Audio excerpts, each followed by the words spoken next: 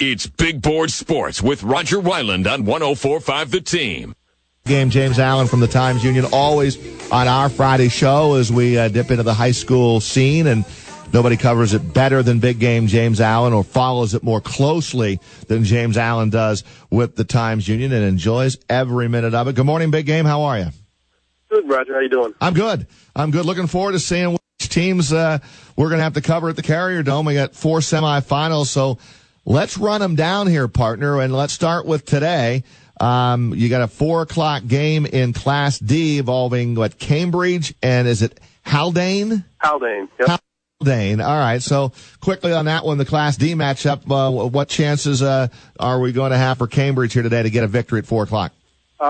Pretty strong, Roger. Haldane is now, this has happened before, maybe not to this degree, but this is a team that they're playing that's actually 3-6 right now. Wow. They've only got three wins. Now, because Section 1 doesn't have many Class D teams, they play in a division that has predominantly Class C teams. So they're playing regularly. They're playing teams like Tuckahoe and Dobbs-Ferry, and they didn't fare well during the regular season. They started off 0-5, and then they won their first game in Week 6, and then they won another one to get out of the section, and they beat the team that they had lost to, Tuckahoe, to open the season, and then they won their state quarterfinal game against a team they had already played earlier in the season. So they don't have an impressive record. That can be sometimes very deceiving, but I think even that is not going to be enough. Their competition that they played isn't going to be enough, I don't think, to be able to overcome Cambridge. Cambridge is just on a tremendous roll right now. They're looking to get back to the Carrier Dome for the first time since 2005, and barring any unforeseen things, I really don't see the Indians having that much difficulty getting through this one today. Okay, we'll mark you down for Cambridge. Sounds like they've got a better than 50-50 shot to get there and win today. And then you get the 8:00 game tonight. How about Burnt Hills in Class A, 8:00 tonight, the semis at Dietz against Somers? Somers, yes, Somers. Very interesting game. All 4 of these games, Roger, Section 1 versus Section 2 games. Somers is a team that's very experienced, very tough, very physical. They definitely have the experience edge in terms of their top players, or most of all of them are seniors. Pretty big team, pretty physical, and their coach has had a tradition of playing against wing teams and doing well. So that's going to be interesting because, of course, Burnt Hills plays with the wing T. So it comes down to me, this matchup really comes down to the play of the line of scrimmage. If the Spartans can hold their own there, they can definitely come out of this one and win. But if they don't, they could have some difficulties. I think this is going to be a very, very close game. I would be really surprised if either team wins by more than a touchdown. Wow. I think it's going to be a close game. All right, 8:00 tonight. It'll be Somers and Burnt Hills in the Class A semis. Now, 2 tomorrow. The team that I think a lot of people are high on. I really like watching them. They've been great. They've been just steamrolling here through the postseason, and that is Glens Falls. Joe Girard III might be a better basketball player, probably is, in football, although he's pretty darn good on the football field. How about Glens Falls and Pleasantville tomorrow at 3:00 in the Class B semifinals? Roger, might be the most even matchup we have among the 4 teams on paper. I really think that they're almost identical in just about every regard. They play the same style on offense. They play the same style on defense. Ironically, their coaches are both were at Cortland at the time when they were in school, a couple years separated. So Pat Lilac is very familiar with their coach. And I think it's going to be a very interesting matchup. They're both teams that they're really quick. They get to do a lot of damage on the perimeter on offense and defense, and that's what makes it kind of scary in the sense for Glens Falls. They're going to be seeing a team that plays a very similar style, and it's just going to come down to who executes better. Both these teams are pretty good. They're both 11-0.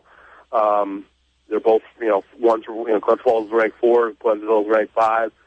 Pleasantville has won their first state playoff game last week, and they really believe that this is their season, and same thing with Glens Falls. They kind of think that, they got a good shot to get back to the Dome like they did in 2012, and I think it's going to make for a very entertaining game. I don't think we're going to see the high-scoring exploits we've seen from Glens Falls in recent weeks. I think it's going to be a lower-scoring game.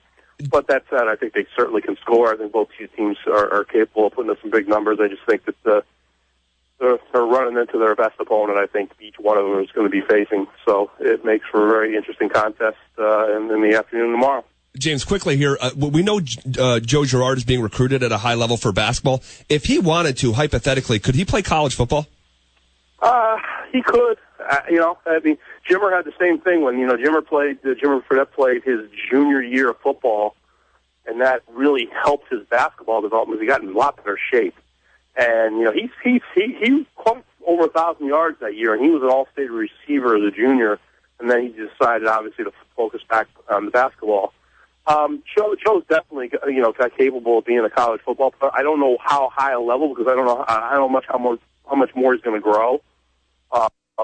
But it's going to come down to a decision like that. But I think ultimately he's going to stick with basketball. Yeah, but that's a good question though, because even if he does get some offers, I just think that his basketball is where he's going to wind up. Yeah, but you watch him run. Listen, he could go play somewhere for sure.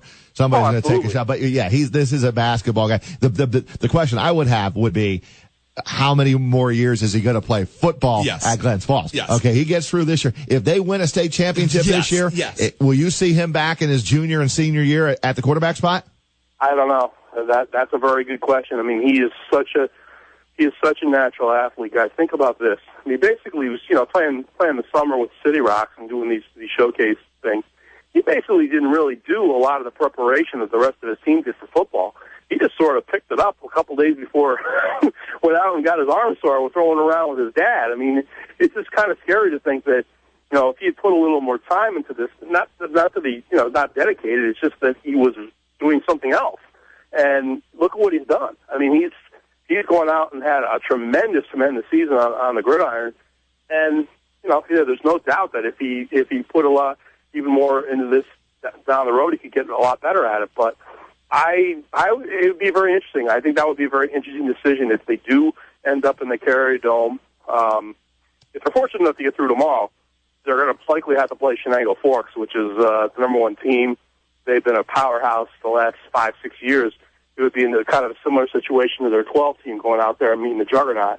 But yeah, I mean, it's ultimately going to come down to what do you think is more important down the road.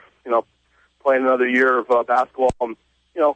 That year going into your junior year for basketball is, if you're getting recruited, that's a big that's a big time. No doubt. That summer is a huge, turning point to where probably wind up going to college. Yeah, I'm pretty sure that he would. I'll be surprised if he plays his final 2 seasons. I love kids playing multiple sports, but Joe's got such a high level of hoop, he may have to not be the quarterback of the Glens Falls football team, but hope they get to the state championship and win it. And then in Class AA, Troy and New Rochelle. Doesn't get much better than that. AA, 7 o'clock Saturday night. And you wrote a big article today on the Troy quarterback, John Germanario, who's just been outstanding.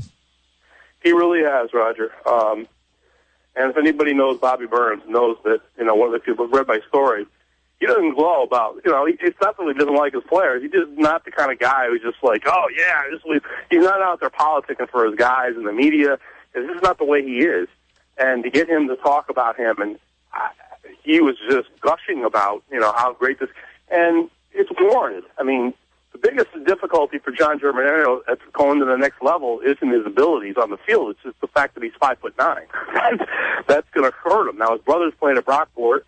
His brother was a good quarterback, and he's playing as a starter as a freshman. He's 6'1". I mean, so he had better opportunities, at least recruiting-wise, because he was bigger. But John definitely can play. And he's going to be a focal point tonight or tomorrow for that game against New Rochelle, because New Rochelle is very I think they're still mad about losing to Saratoga last year. So they're definitely a team that thinks that they have a chance to get to the Dome and really thinks that they can win the state championship. They have a lot of their top players are juniors. They've got a monster in the middle of the field, and they have a 6'5", 365-pound nose tackle who's been just wreaking havoc, and I've been watching film on him. He's pretty scary, and they are a team that's very similar to the teams that they've had over the last 15 years. They're very difficult to line of scrimmage. They have speed, perimeter-wise, defensively, to take a lot of things away. Troy's going to win the game. They're going to have to be able to beat them on the perimeter, either with their receiving game or get Joey Ward to the outside. I think it's going to be more difficult for Troy than it's been at any other time to run inside the tackles. So play calling and first and second down efficiency is going to be big for Troy. So good games all the way around. Cambridge sounds like you think that could be a lock. Glens Falls is a close call. Burn Hills is a close call. And it sounds to me like Troy a close call against New Rochelle. Yeah, I think all three of those games, Roger. I don't think there's a lot of separation between the teams. I mean, if you had to say among those other three teams, I think, New Rochelle definitely goes in as the favorite. I think, Somers and Burn Hill is kind of a toss-up game. Same thing with Pleasantville and Glens Falls. To see scenarios where we could have, multiple teams there going to the Dome, or we could have, a couple, possibilities that we only have maybe one or two teams going. So it's, I think Cambridge is really going to have to have a horrible outing not to be, our first representative going at about 6 o'clock tonight. Big game. Have a great weekend. All the games on Time Warner Cable Sports Channel. I know you'll be on the calls as well. And have a great weekend. And we root for our Section 2 teams to get to the Carrier Dome to play for a chance to win a state title in high school football. Appreciate it. Thank you, Big Game. Guys. You got it, Big Game. James Allen from the Times Union. We'll have complete coverage for you tonight as well on News Channel 13 live at 6, 10, and 11.